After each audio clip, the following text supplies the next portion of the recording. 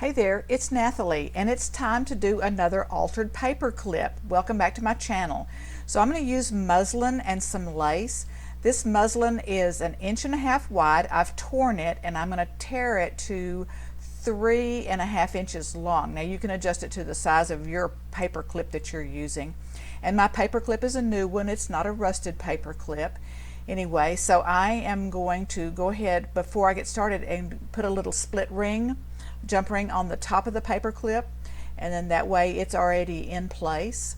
And then I will work my muslin or your fabric, whichever one you want to use. I mean, you don't have to use muslin. You can use any type of fabric that you want to, you know, bright and cheerful or colorful or tea-dyed, or this is just regular muslin. But anyway, so I'm going to work that into the edge of the paper clip. Yeah, I'll eventually get it in there. There we go. And then before I start wrapping it all around, I want to grab my bottle of tacky glue and then just put a little bead of tacky glue right there to keep it from like unraveling on itself or unwrapping on itself. Just a little extra security.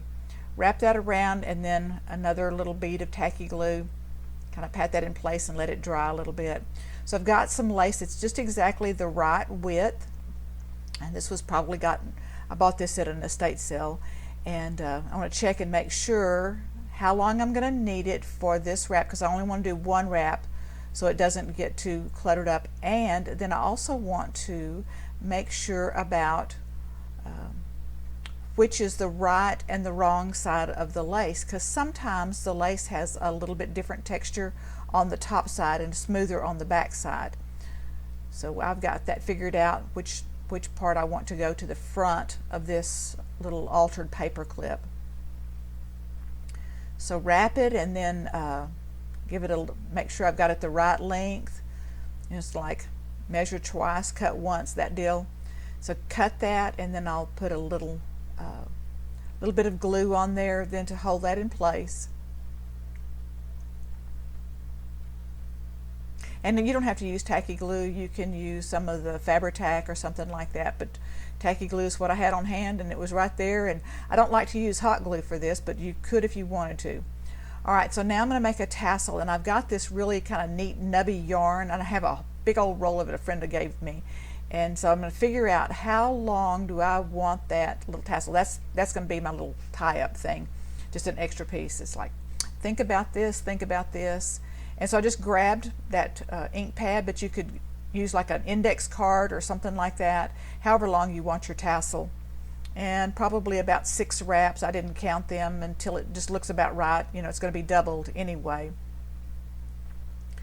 So then find my middle and put me another little piece of yarn through that long enough that it's going to be able to tie on to the bottom of the paper clip.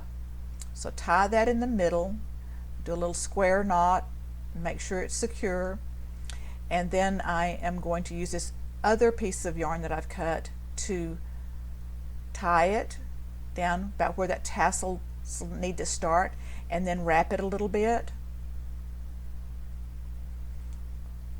Now these make really sweet little charms. You can use them like in your junk journals. If you made 2 matching ones, if you were brave, you could wear them as earrings. You can put them on a ball chain for a necklace, or on a little satin ribbon, or even like some other cords, you know, fabric, torn pieces of fabric. There's a lot of things or you can just hang one on a hook. I mean, they're just fun to do. So I've got my little tassel ready to tie onto the bottom of the paper clip, and I'm going to tie that on with a little square knot also.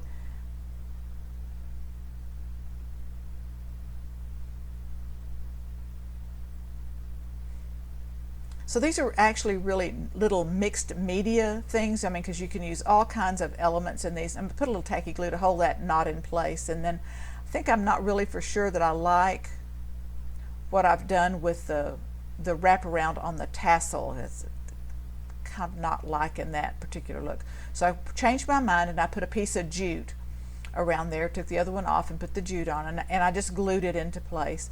And so now I'm going to wrap some jute around the top of the little altered paperclip dangly charm thing, and started off with a little bit of glue, and end it with some glue. I like the tacky glue because it dries pretty fast. It holds in place better than what just like starting off with Elmer's. It's just like thicker and has a little bit better body to it. And this is just the plain original Aleene's tacky glue. Okay, got that ready. I'm going to stick a button on there and a safety pin. Now this is before I rusted my safety pins, and I've got a video, and so I'll put it in the link below on how I rust safety pins. But I did this little this clip several months ago before I learned how to rust the safety pins. Otherwise, I would have put a rusty safety pin on there.